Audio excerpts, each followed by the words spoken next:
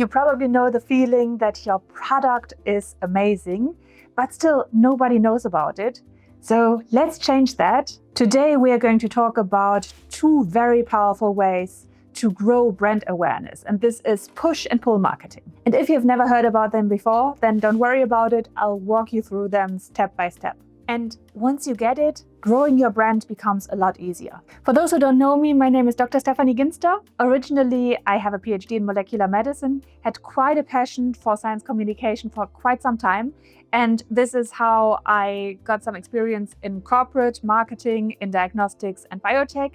And now I have just started my own business. And now I have my own business as a healthcare marketing consultant. Before you start your campaign, you have to make sure that you know your target audience. And here on this channel, we talk a lot about target audience analysis, segmentation, etc.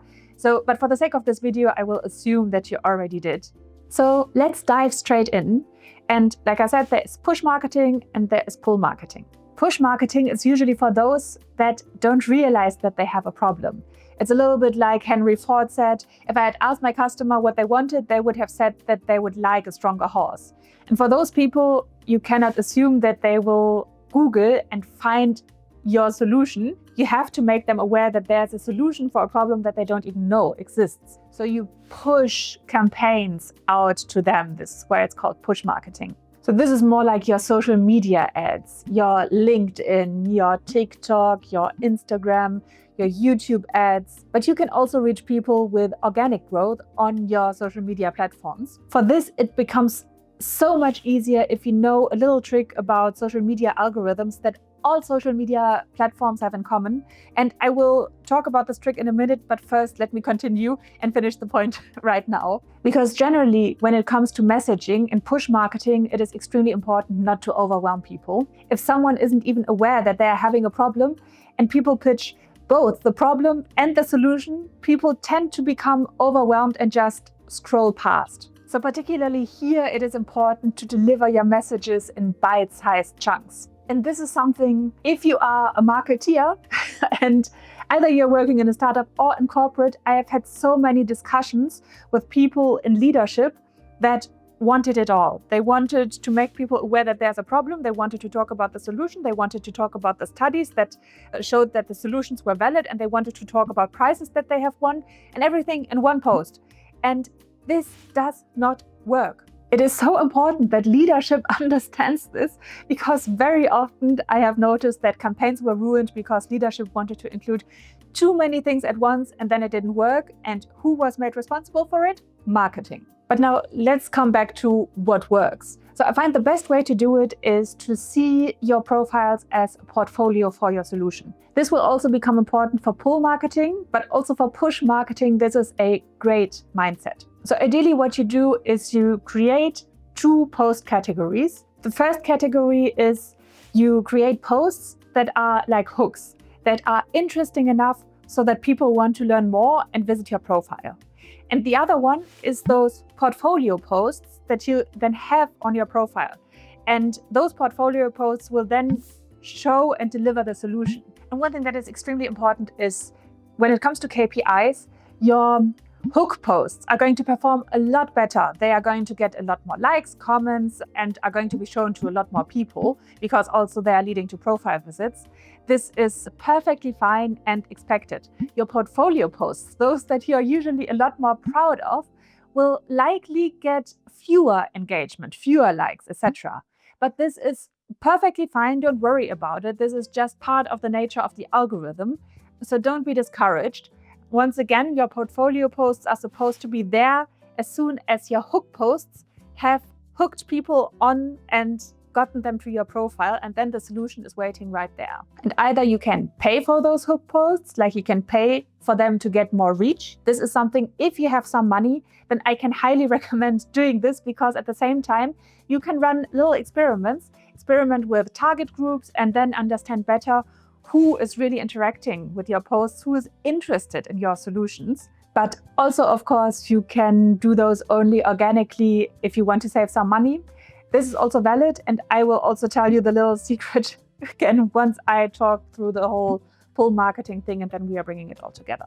So pull marketing is the opposite of push marketing, obviously. Very importantly, people already know that they have a problem and they're looking for a solution. This is where search engine optimization comes into play. For everyone who doesn't know what search engine optimization is, it is basically understanding what people are typing into the search bar in Google, in Bing, or wherever, knowing the exact words, not only knowing what kind of content, but knowing the exact words, and then using those exact keywords on your website, in your YouTube video, etc., so that you are ranking as high as possible. There are a few software, so it is not something that you can do intuitively. It is only based on data, because you also have to take into account how many other posts are there already that are targeting the same keywords. So how much competition is there? And ideally, you are looking for keywords that are related to your product or your solution, that are having a high search volume and low competition. Let me quickly share the tools that I'm personally using, because my business is still small, so I am not spending as much as corporate does. So if you want budget-friendly solutions, then those are going to be very helpful. One brilliant tool is Lowfruits. As you can assume, it helps you to find the low-hanging fruits, so those keywords that are very easy to use and don't have a lot of competition, where it would be worth it creating a blog post or something like that for. Lowfruits is mostly focusing on websites. So ideally in Lowfruits, you start with a small keyword. Due to my work, some keywords that I've been using a lot or searching for a lot is breast cancer, radiation therapy, chemotherapy, etc. And then Lowfruit finds a lot of related keywords that people have been searching in the search bar. For instance, chemotherapy side effects, breast cancer, what to do next. Those are the keywords that Lowfruit finds, and also gives you the volume, the search volume, for free. And this is quite important. I combine Lowfruits with TubeBuddy, which is why you are probably seeing this video right now, because I've optimized it well. And TubeBuddy is a tool that then helps you understand how well those keywords are going to perform on YouTube. So on Lowfruits, I get sort of an idea how high the search volume is in general. And then I refine my strategy in my YouTube titles in TubeBuddy. And now to show you how unintuitive it is, you really just need to analyze the different keywords. I have compared improve brand awareness compared to how to improve brand awareness. And the score is so much worse than the one for improve brand awareness, which is why you will find the keyword improve brand awareness in this video title. Then there's also a tool that you can use sort of for free. It's called Answer the Public. Very similar concept. You type in some keyword and it shows you which questions people have been asking. For instance, for breast cancer, it would be breast cancer, what now? Something like that. And there are some searches that you can do for free. So if you don't need search optimization a lot, then this is a great free tool. The other two tools, Lowfruits, I believe I have spent $25 for 2,000 keywords, something like that. So it is very affordable. And for TubeBuddy, I believe I spent $45 per year, not per month. So I think if you're starting a new business, then this is extremely affordable. But if you have any SEO tools that you are using that are also quite budget friendly, then drop them in the comments below and let me know which ones you are using, whether you already have some experience with it, whether there are some tricks that I'm not aware of. I'm always happy to learn. So like I already said, in pull marketing, people know that they have a problem and are looking for a solution, which is perfect because in push marketing, we also created like a portfolio-based profile or landing page. And this means that you only have to create a landing page or a profile once. And you can, if you are smart about it, you can combine the two marketing strategies. And very importantly, the problem should still somewhat be part of your storytelling. And maybe I should do a video on storytelling. So you should present the problem in very few words, present your solution, and also show the relief that people are going to feel once they have used your solution. And now let's get to this one algorithm trick that I've kept talking about, which is quite important, that all social media platforms have in common, and you can use it for both push and pull marketing. And it's actually very simple. What do social media platforms want? They want ad revenue. They want to show people as many ads as possible. And in order for that to happen, of course, the users need to stay on the platform for as long as possible. So they try to keep people hooked. So how do they keep people on the platform? Very obviously, showing them interesting content. But how do they determine which content is interesting for you? Because things that might be interesting for you might not be interesting for me. And the way that they determine it is by, on the one hand, knowing your user profile and then analyzing with what kind of content you are interacting the most. This is also called engagement rate. So for each post, they are analyzing not only who has been interacting with it, but also how many people have seen this content and how many people have interacted with this content. And if your engagement rate is high, this means that the platforms are seeing your content as interesting and are pushing it out to more people that are similar like you. So how do you increase the engagement rate? It is actually quite simple. For instance, you will see very often that some people are presenting some solution like a PDF file that includes, I don't know, like a great recipe or something, and they are saying, comment PDF below and I will send this recipe to you. This is where they are driving the engagement rate and trying to increase the engagement rate. It is also asking people to like. And by the way, the YouTube algorithm works just the same. So in case you want to support me, then please like this video.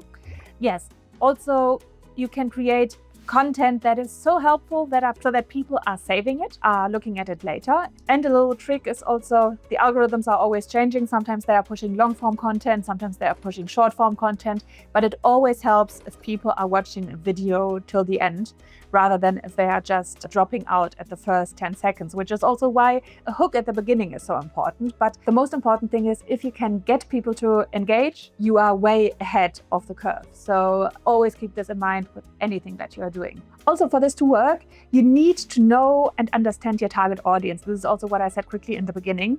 So I'm assuming you already did a target group analysis, but at the same time, very often we have some blind spots that we are not aware of.